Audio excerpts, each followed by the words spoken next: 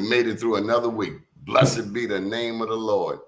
Welcome to the New Life Recovery Show. First name's Donnie, last name's Glover. In it to win it for the long haul, baby. What a week. Have you early voted? You know, it's a big time election coming up on Tuesday, and we all need to be in the voting booth come Tuesday. Early voting is over. It's over. It's over. It's over. And all that's left is the big shebang, if you will, on Tuesday, all day on Tuesday. Make sure you get out there and vote.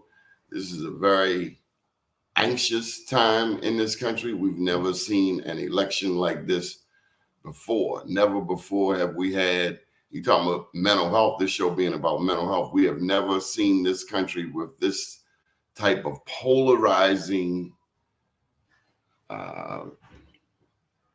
what's the word? Two different ends of the spectrum. You have a sane person and you have an insane person. You have a person that believes that every American deserves an opportunity, and you have another person who wants to single out just a special group of people. And I think it weighs on everybody's mental health. You have one person that thinks that everybody deserves medical care, particularly women. I think of this case that just happened Tuesday, earlier this week, out in Texas, where a woman was she actually died. And I think it's murder because the doctors were afraid to provide her with the medical attention she needed due to some laws that have been implemented by the state of Texas. Egregious, inhumane. You know, you get locked up for leaving animals outdoors and treating animals inhumanely, but not for treating humans inhumanely. So this is a very important election. And again, it weighs heavily on the minds of people across the land: blacks, whites, Latinos, Muslims, Jews, everybody, let alone the impact that it has globally. You look at the Middle East, you look at what's happening in Iran, you look at what's happening in Ukraine, and the North Koreans are shadow boxing up in Russia. So this is a very important time for this country. And the last thing we need is a madman at the wheel. And this whole thing about misogyny. I mean, this whole thing about where men are actually, and not just white men. I've seen some black men say some egregious things about a woman, and it's bothersome to think that we are afraid of the species, the gender, who were our first teachers, the first people who taught us how to talk, how to think, our first educators, the ones who showed us what Tupac say, we got our name from a woman, got our game from a woman. So it is a very important time in this country. If you don't vote, make sure you vote. You got to vote. There's no way on God's green earth you cannot vote in this upcoming election. I mean, this is the same, you know, this guy's up for election.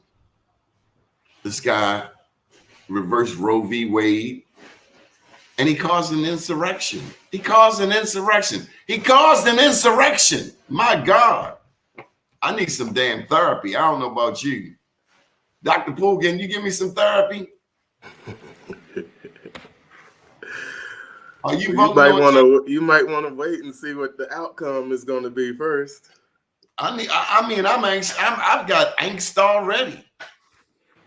This man, did you hear about the woman out in Texas who was denied medical care?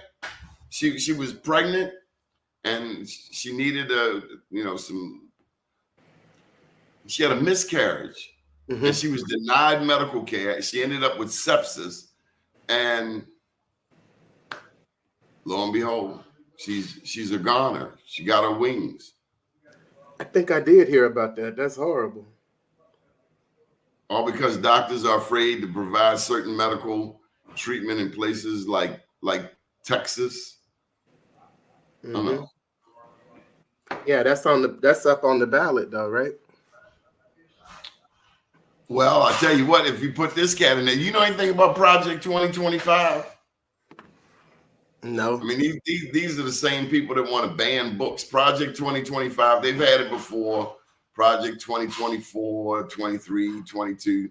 But it's a very right-wing conservative document.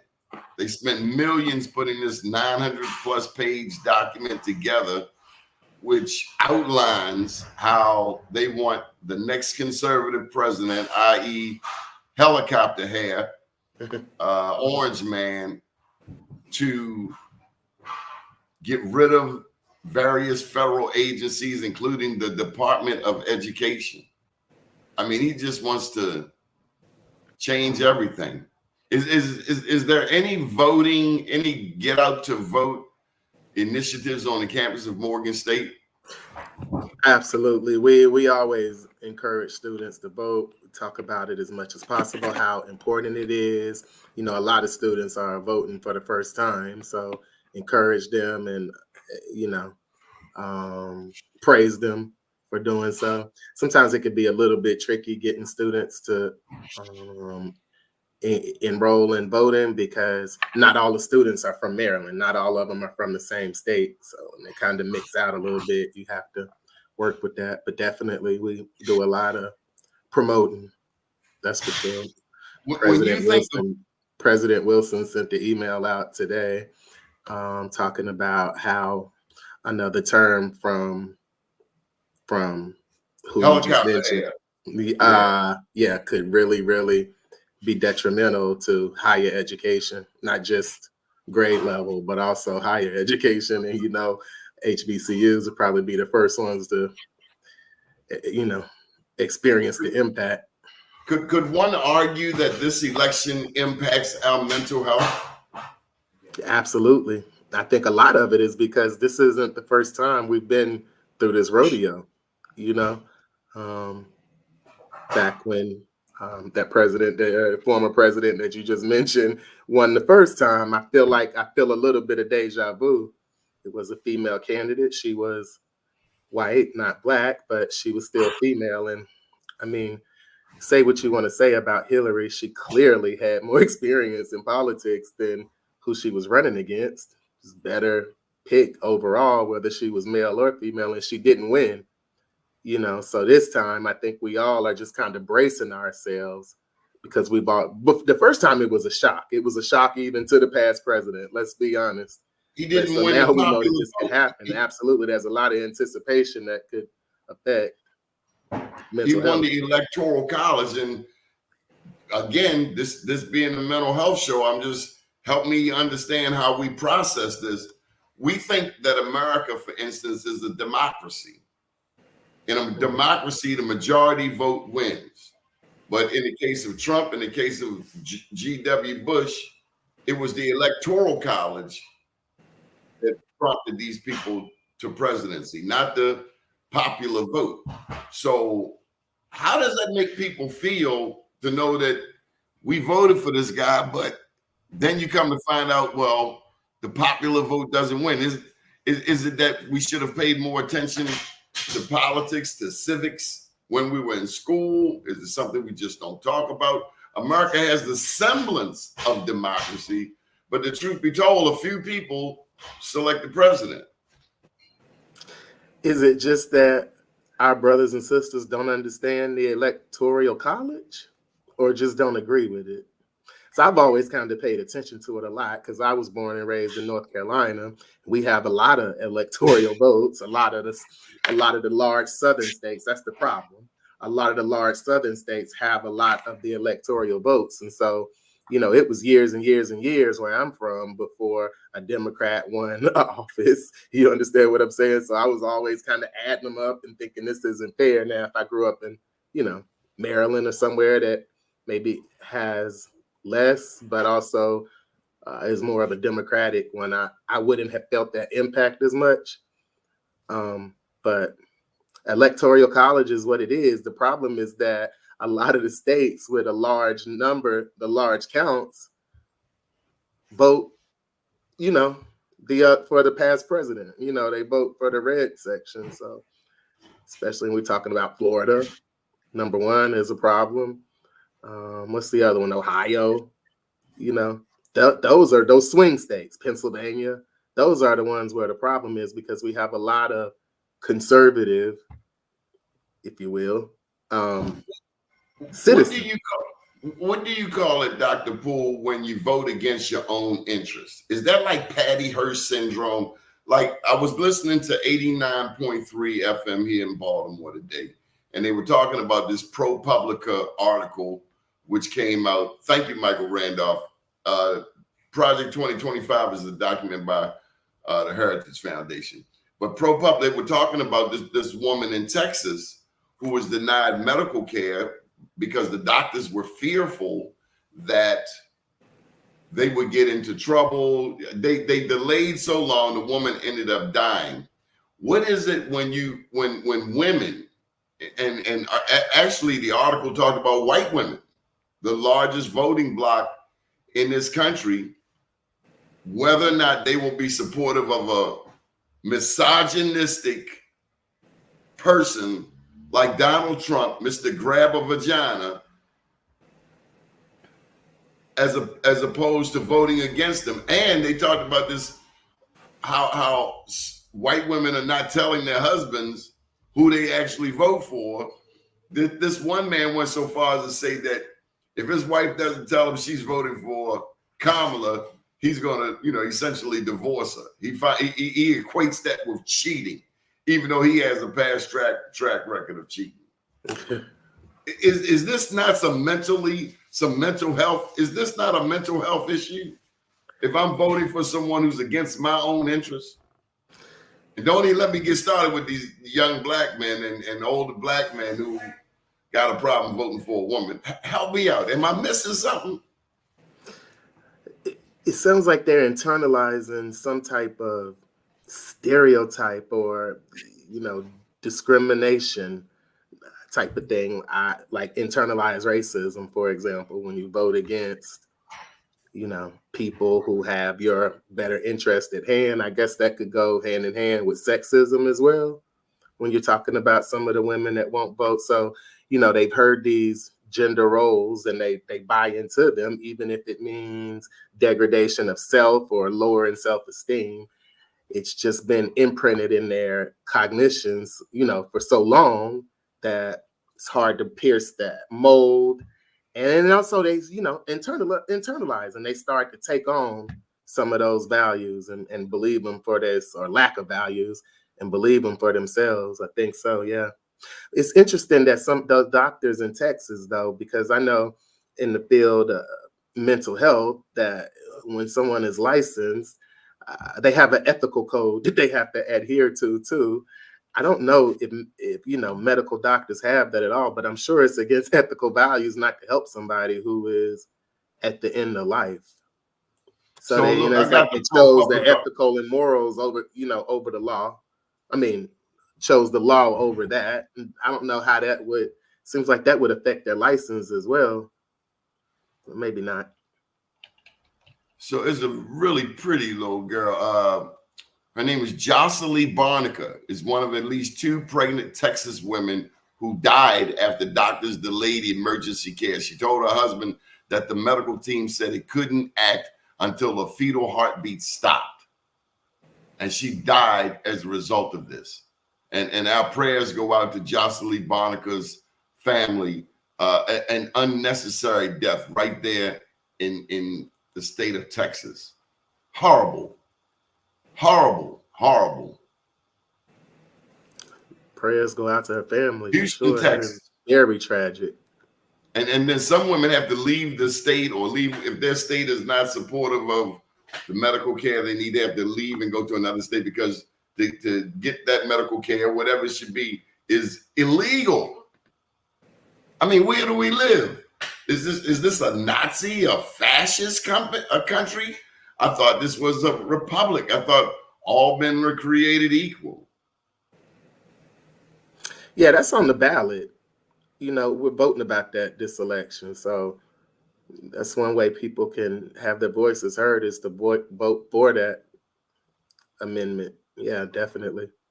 You mentioned the deep South. You mentioned the South, North Carolina, and it's not like Baltimore it isn't the South, but North Carolina, Alabama, Georgia, Further south Mississippi. you go, the worse it gets. Tell me about it. And For some reason. tell me about it. Racism is even more blatant.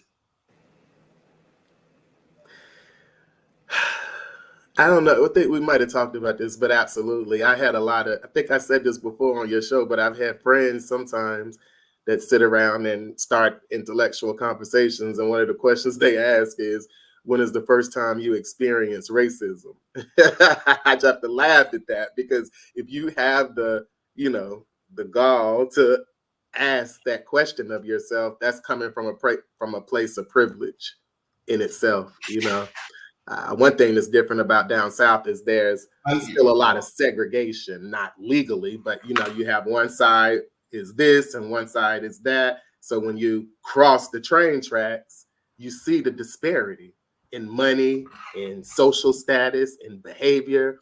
And when you see that switch, there's no way to not recognize racism. I don't always see that.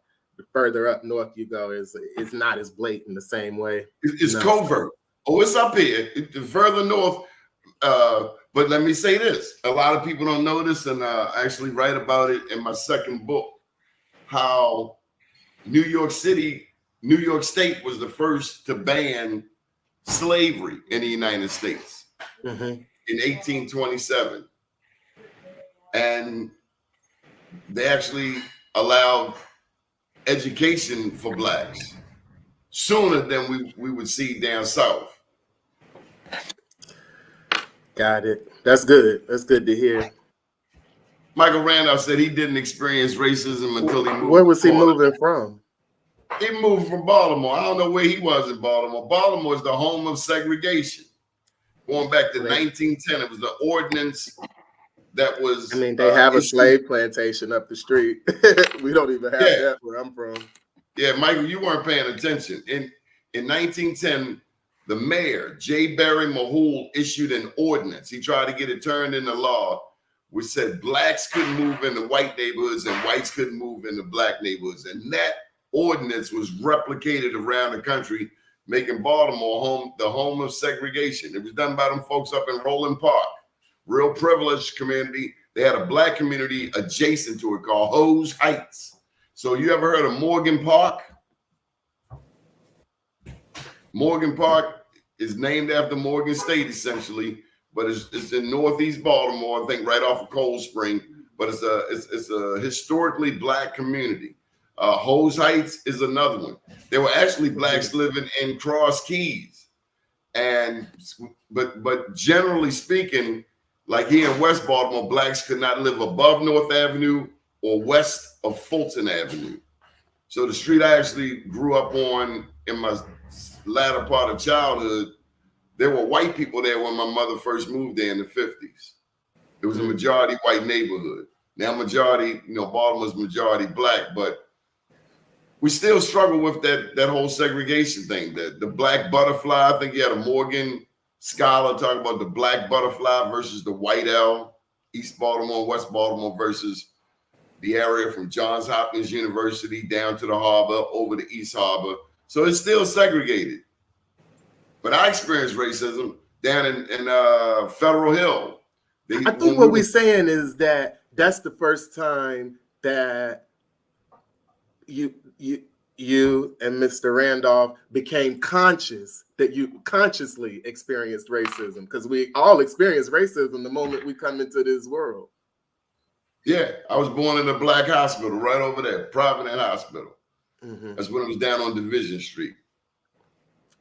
I tell the story all the time that my best friend Brad and I, when we were in kindergarten, every single day for recess, he and I'd be 2-on-2, he and I, and then two white boys. We'd fight every single day because they would call us the N-word, and we would fight the whole recess. Sometimes I guess the teacher would get a whiff of what was going on, because I can sometimes remember her kind of calling them away and more so reprimanding them more than us. But this used to happen every single day my kindergarten year. So when I hear people say they didn't experience racism until they got to be grown, it's funny to me. Yeah. So and then this is just in North Carolina. I know for a fact that it's more racist down in Alabama and Mississippi and places like that. So yeah, those same people grow up and vote and become, what'd you say? Sorry.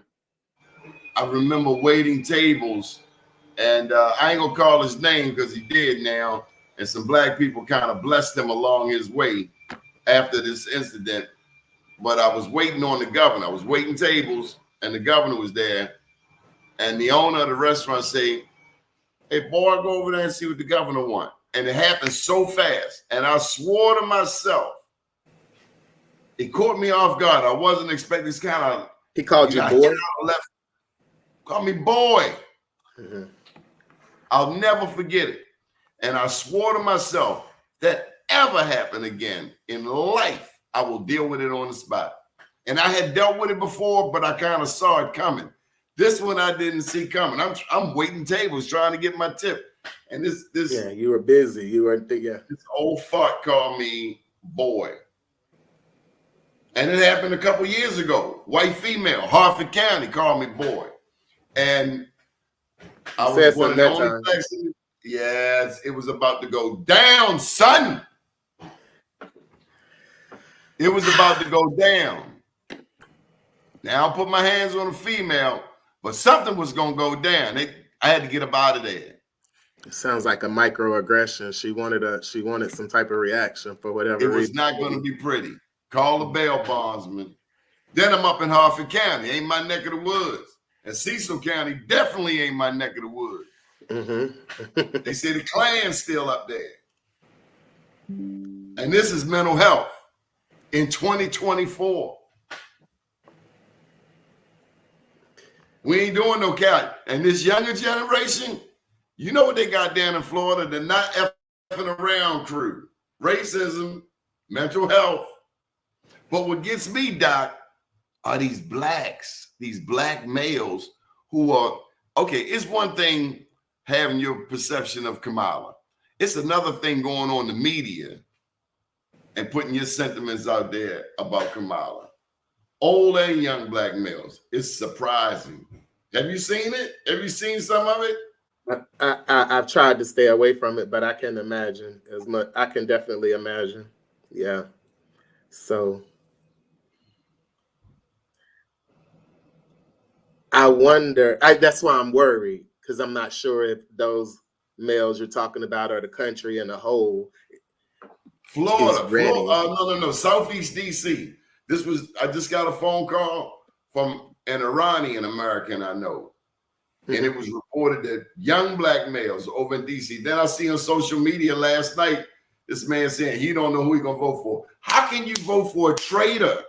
This man's a traitor. And then he said Liz Cheney should be shot because she's supporting Kamala. He said this. Is the country ready for a female leader? Are they ready for a traitor? Well, I mean, a convicted felon. If Obama were a convicted felon, you wouldn't even be having this conversation if he were running. They call him a convict. That's the privilege that some of our brothers and sisters hold. You know what I mean? That's the privilege. But is the country ready for a traitor? Yeah, absolutely. Especially the ones that's winning that electoral college we talked about. So the answer to that is absolutely. They've shown that they don't care what he does as long as some people in this country are ready for a convicted traitor who caused an insurrection on January 6th with people climbing the walls of Congress. Can you imagine the Million Man March? Black men didn't act like that. And then there's this whole fear of black men, mental health. White males, too many white males. The Black Million Man March would have never been able to do something like that, because as soon as they got a whiff that there was some type of aggression that was being planned, like they did with that insurrection, they would have shut that down a long time ago. They would have never even been able to get close. They don't have that privilege. How am I supposed to deal with this in 2024? Our ancestors fought and died and bled. They were hanged. NAACP and civil rights workers were shot and killed, black and white, Jewish even, so that we can have a better America.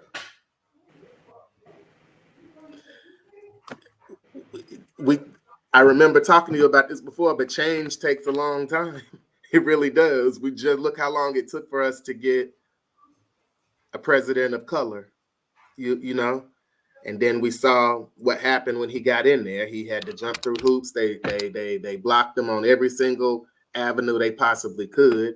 So it and he still succeeded. He still succeeded. He did. Left the economy in good shape. George Bush some things, but he could have done even more if he would have had more support. We wanted him to have just one black moment. Say that again. We wanted Obama to have just one black moment. Yeah. Sign that executive order. All black Americans get $100,000 cash. Yeah, that'd have been great, but he wasn't gonna do that. I agree. Just 100,000. You notice how, like, when our leaders, whether it be the president or whether it be a supervisor at a job, like if you have a white leader or a supervisor, you know, they'll hire other white people or help them out. They don't feel like if this person is unsuccessful, it's going to show on me. But us, for example, we can be very conscious of that. You know, stepping out and speaking out for this or hiring people for this because it may look like we're doing it just because we're the same race or something. And somehow that's supposed to be not good. I think a lot of that is, you know, is what people are worried about is what's happening now.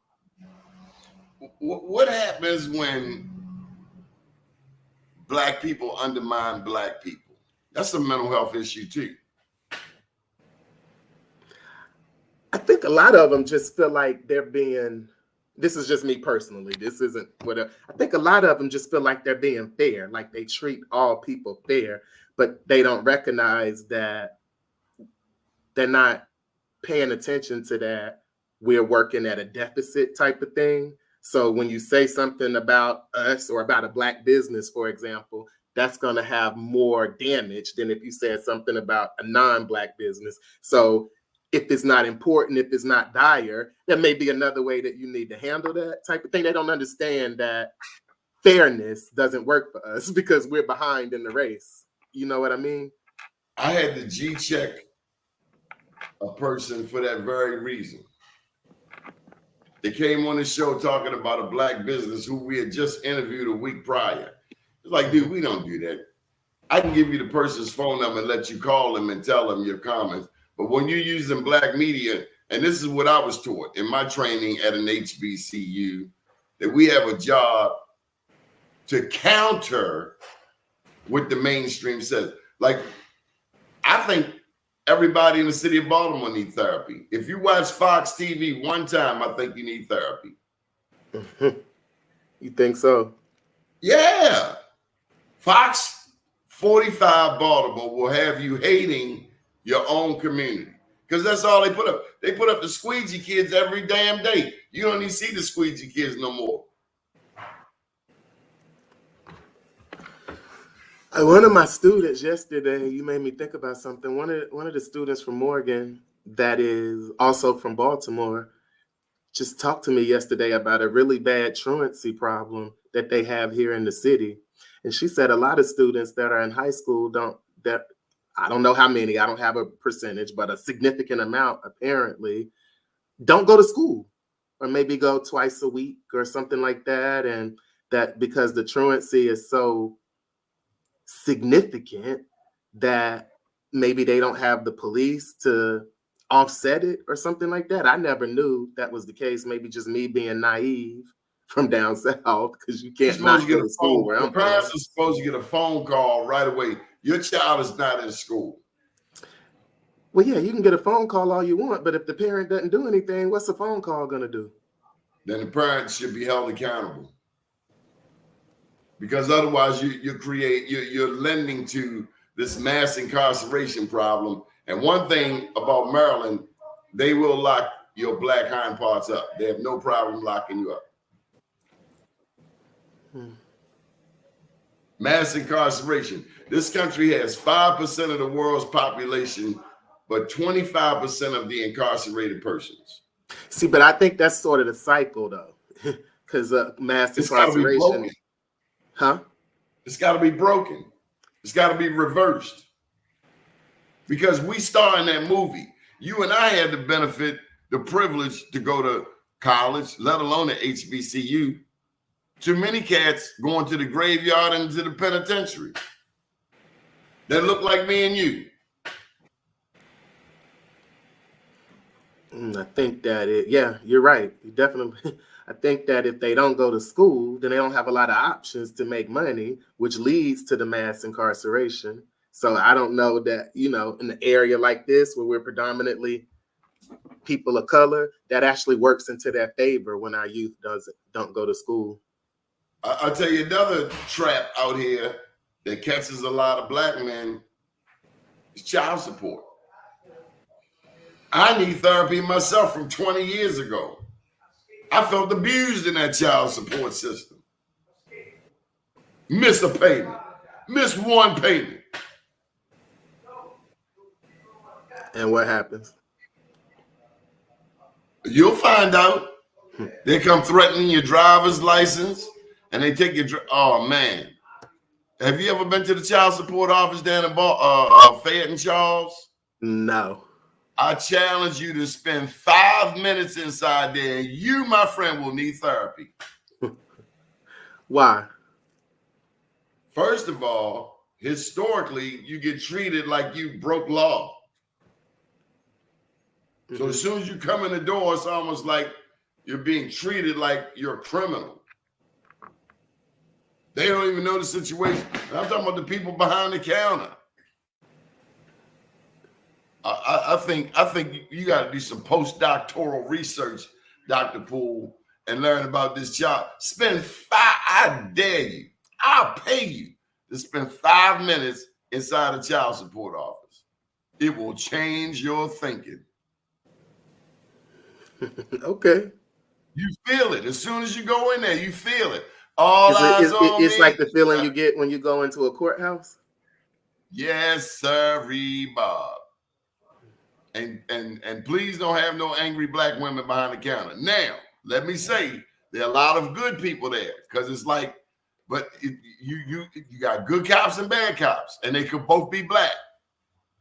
If I'm lying, I'm down. We'd love to get your comments. If you ever had child support, put your comments over here. This is the mental health show. We have the doctor of psychology. You're a doctor of psychology, counseling. I have a doctorate in psychology. I like to refer to myself as a clinician. We got the clinician right here, folks. You need some therapy. Bring it on, bring it on, bring it on.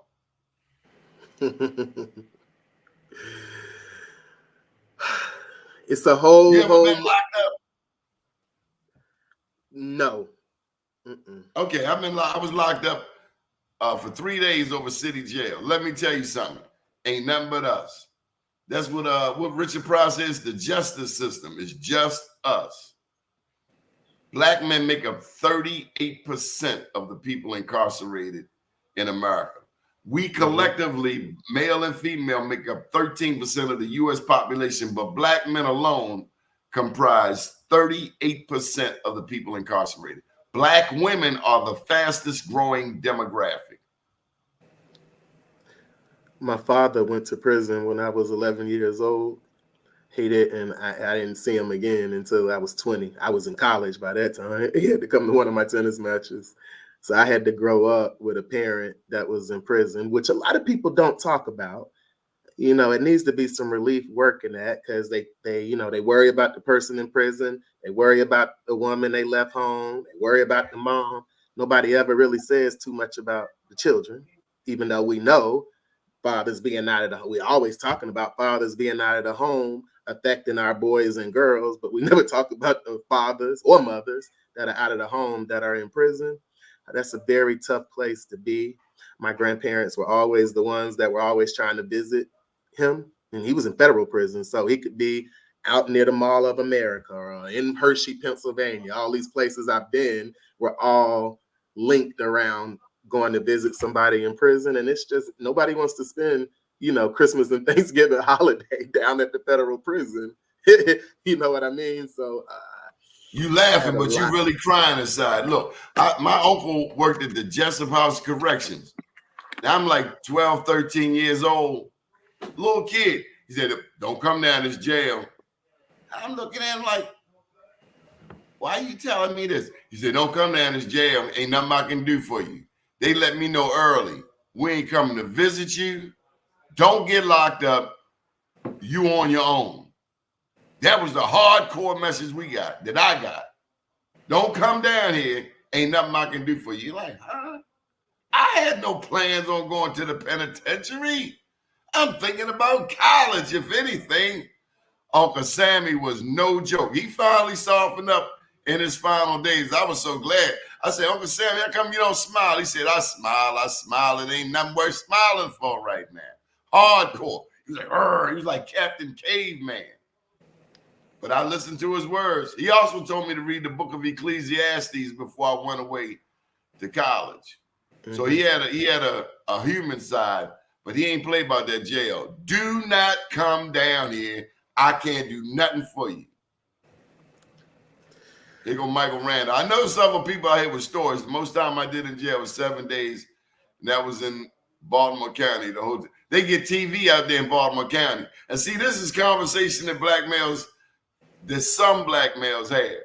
Baltimore County is known for having TVs.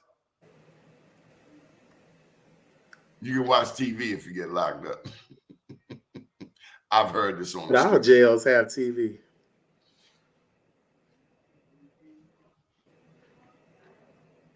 Michael, is that naive of me to think so? Michael, you care to tell me? Michael, are you talking about in the cell?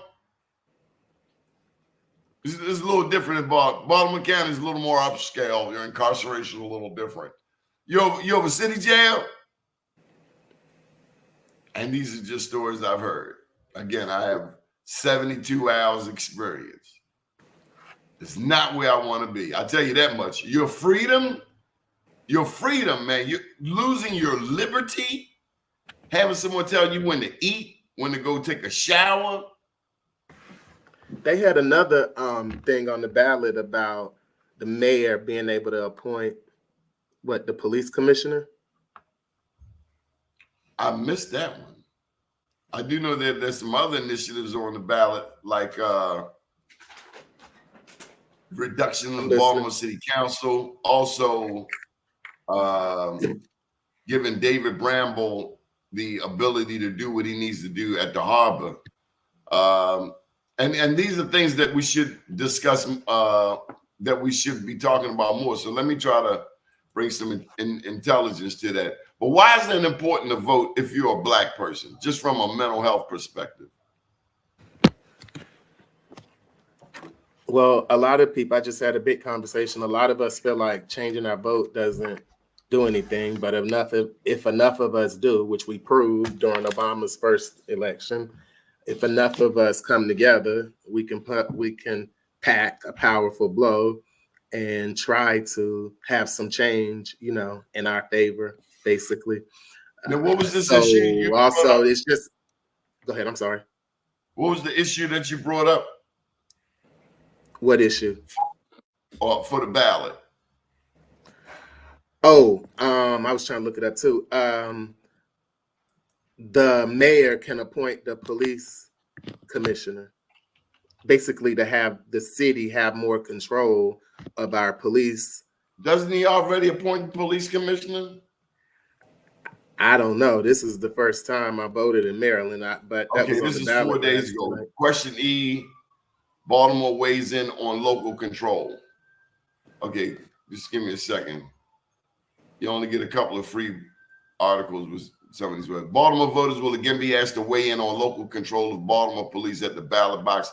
Question E, one of the numerous questions on city ballots this November, the potential charter amendment asks voters whether they support establishing the police department as an agency of the mayor and city council, then lays out how the police department would be governed as it is now by a police commissioner, subject to mayoral appointment and council confirmation. It's the final stage advocates hope of a long process to return local control of the city police force to the city rather than the state. And this is Ray Kelly talking. He used to work over here in Sandtown.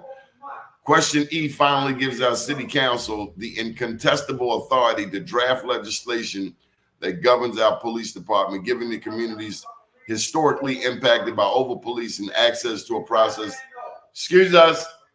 inaccessible for over a century and a half. Ray Kelly, Executive Director of Citizens Policing Project. Kelly told the Baltimore Sun, undoing of 160 years of sustained oppression and racism in Baltimore City that has kept the city in a place where we are subservient to the rest of the state. Until recently, the state of Maryland had control over the police that dated back to the eve of the Civil War. It should be under a city control, as should be the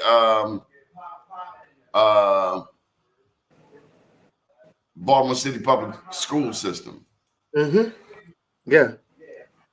Yes, right. So I guess you and I were encouraging your listeners to vote yes for question E. Yes. Yes. Now, I tell you one that I kind of struggle with, and that's question H, which is whether or not to reduce the city council. I don't think it should be reduced because that means fewer council people to deal with still large districts. Right now, there are 14, and we don't get enough attention as is. So if they reduce it, it's just going to cut us out and make it more of you know what. You know what I'm saying? Because we're not going to get chosen first. It's just the game. Yeah, I didn't vote for that. I wanted to stay right at 14. Especially when you look at who's behind it. Now, it's my understanding that the cat that owns Fox 45 is behind it. Right. Somebody that doesn't live in Baltimore, right?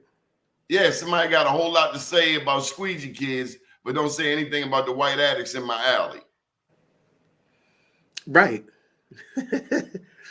Right.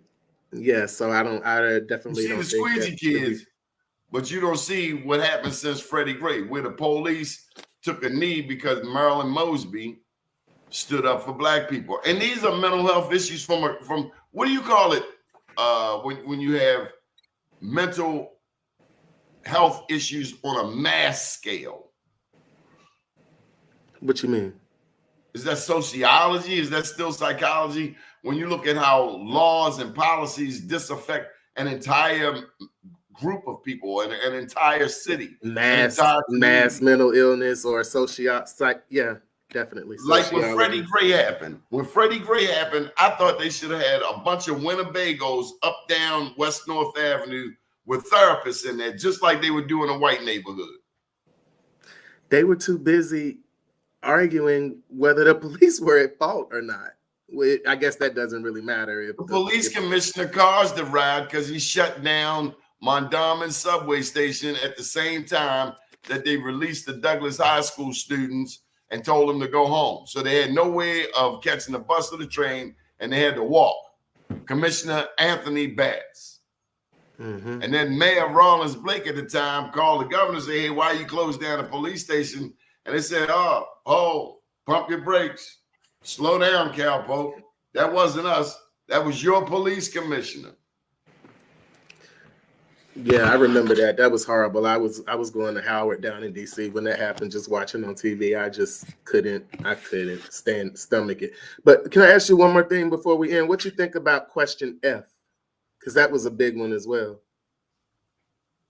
Building up down in I think that was about building up in the harbor. David Bramble's parents owned the Baltimore Times, black newspaper. Joy and Peter Bramble. David lives right around the corner over here, right off North Avenue.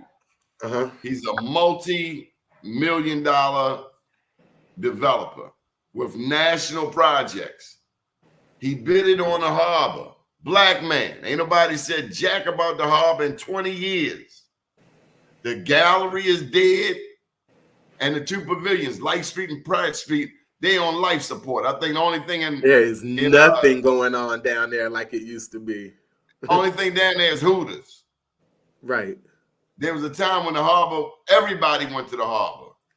Did they take the Confederate statue from down there, or is that still up? That's a good question. I don't know the answer to that. But what I'm getting to is, instead of investing in the neighborhoods, the previous mayors have invested in that White Owl. They haven't invested in East and West Baltimore. We don't even have a recreation center here in Sandtown. That's mental illness. Mm-hmm. How can you not give young people a recreation center? How do you take that away from them? That was on the ballot too. Look, it was Rawlins Blake, and I ain't trying to be political, but she had a Grand Prix. Were you here when they had the Grand Prix? I don't know. They had a damn Grand Prix, and she took money from the rec centers and put it on the Grand Prix. So that's mental illness too. The Grand Prix ain't even work. I think they ran it for 2 years, but meanwhile, they closed down recreation centers. Recreation centers saved our lives, man. Easterwood, Bentlow Rec, Madison, Greater Model, Chick Webb. Those places saved our lives. Gave us something to do, somewhere to go. But then you get these bougie people in office who never went to a recreation center, didn't have that experience. They didn't understand the significance of the recreation center. Easterwood helped save our lives. Easterwood Rec, Bacon, Bentlow, where I was the bumper pool king. Mr. Glover, that's on the ballot too. I think that's question B, about the mayor possibly borrowing up to 55, is that 1,000 or million to be used for acquisition of land and property to construct and erect new school buildings, athletic and auxiliary facilities. We should have been had it. Yeah. And let me say this, with a black governor, with a black mayor, with a black attorney general, a black city council president, we got blacks in all of these positions, black speaker of the house. We should get every damn thing we haven't been getting for years. Like I was saying, like that point I was trying to say earlier, when they're in the position, they have to choose when they're going to stand up for the fight. Otherwise, they could be reprimanded and if you ain't gonna stand up, so they have to be real strategic with it. If your back is bent, go home. Quit. What does that mean? If you ain't gonna stand up, quit. Leave. We need fighters. The fight is not over. When integration happened, some people, I can live in Baltimore County now. We'll get better education. It's better education if you take your hind parts to the PTA meetings. Yeah. Just because you moved out Liberty Road, if you got egregious, ineffective behavior and you're not going to PTA meetings or you're not going to the county council in Towson, you still ain't got nothing but a higher mortgage. That's how I see it. But all of this weighs on our mentality, on our mental health. We got to vote. You believe in voting? I do. I definitely do. Now, I am a little bit tired of having to pick the lesser of two evils. That's for sure. But we'll go with it because it's really important to vote locally. We're talking about this now. It's on the mass scales, but those elections, local ones, we need to have a conversation about that too, because that's where the difference is really, really made. You know what I mean? So hopefully next time we can encourage everybody, your listeners, the community people, to vote locally. So then when we get to the larger one, we don't have to vote for the lesser of two evils as much. Our ancestors died for us to have the right to vote, for us to be able to go to school. Our ancestors some of them had to learn to read by candlelight, learn to read when learning to read was illegal. Doesn't that put an obligation on us to pursue excellence in all we do? Like, but what if you don't like either one of the candidates? Just playing devil's advocate. What if you feel like this one isn't for me? This one isn't for me. Yeah, my ancestors died for me to vote, but I don't like either one of the candidates. Not a vote. Not voting is a vote. That's true. Helicopter hair, orange man is a convicted felon who took away Roe v. Wade, who caused an insurrection, who caused his own vice president to almost get killed. You ain't got to be a rocket scientist to understand who this cat is. Can you imagine you the president, and you turn the crowd on your partner? Yeah, but I'm not white. I don't get to do whatever I want. Black, white, loyalty is loyalty. You turned your back on your roadie. My God. It's not about loyalty for him. It's all about, what happens when taking over, destruction. How do you think Pence's mental health was to find out that the president who asked you to run with him is now trying to kill you? Isn't that betrayal? What does that do to the psyche? Definitely put you in a state of PTSD and hypervigilance if you think that somebody right next to you is about to take your life. So yeah, that wouldn't be very good for the mental health at all. But I was questioning where he was before, because obviously he wasn't, stable or all that healthy to start with, and that would determine how he would take that job. Yeah, he didn't believe that doo-doo stink. I don't think so. I don't even think he was thinking about that. I think he saw that golden ring or that golden jewel like in the Lord of the Rings, and he just went for it. He thought about it later.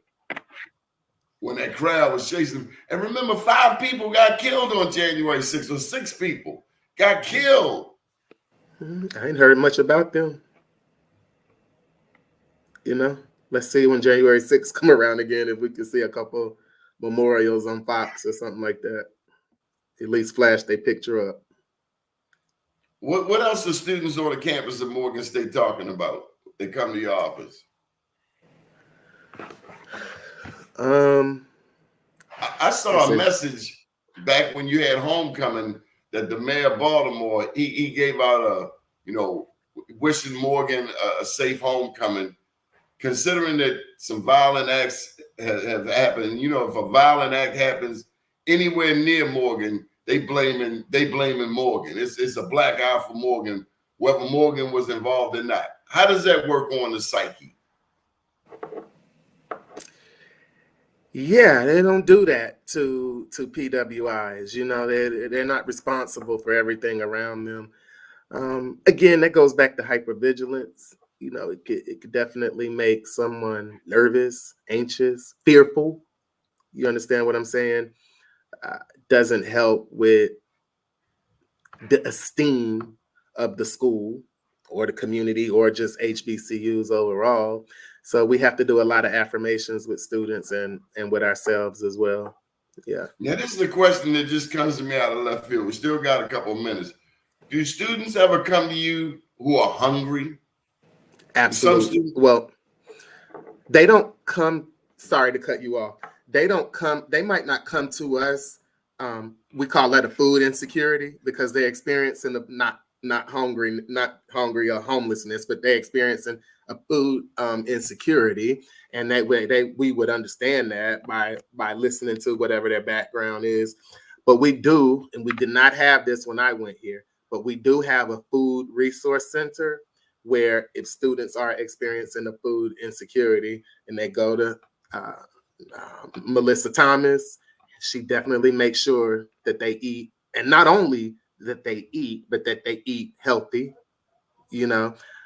That's putting beautiful. Good foods in their bodies. When I was away at college in Georgia, you damn right, I had to make it to campus every day and use my boys' meal card. Give me some Frosted Flakes, because some days the money was funny. My daddy said everybody in college is poor. Everybody black in college. And our parents are paying for us to come, so we got to make do. A lot of students don't want to, some of them can reach back on their parents, but some of them realize, that they put a lot on their parents. So the little things like that they're dealing with, they tend to not always call home about that. So we do have some resources for food. Nobody on Morgan's campus should be hungry. And Melissa Thomas, again, I'm saying her name. She's the head of the Food Resource Center. She's an amazing, amazing resource for this campus. Students, should be very grateful to have her. Very important. I've been there. I had to walk 2-3 miles to get my Frosted Flakes. I was going to eat. You better. And I had a couple fat boy friends, so they always had some munchies. I'm about to say, how long it took you to finish that box? Well, you could get all the cereal you wanted. Wasn't this box, okay. The school calf. Oh, yeah. Got you. Yeah, I wore it out. I ain't gonna be hungry. I hear you. For nobody. Doc, how can people get in touch with you if they're on the campus of Morgan State? And any special events coming up? I know, speaking of which, this is the month of Thanksgiving. Mm-hmm.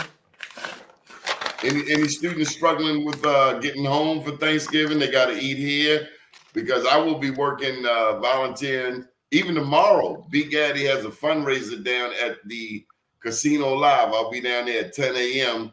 The Baltimore County Corvette Club will be collecting food for Big Gaddy, but Big Gaddy is serving dinner on Thanksgiving Day over in Patterson Park. And thank God it's gone back to East Baltimore. Last year they shifted to Cherry Hill. Okay, nice. Would you ask me if we have anything coming up?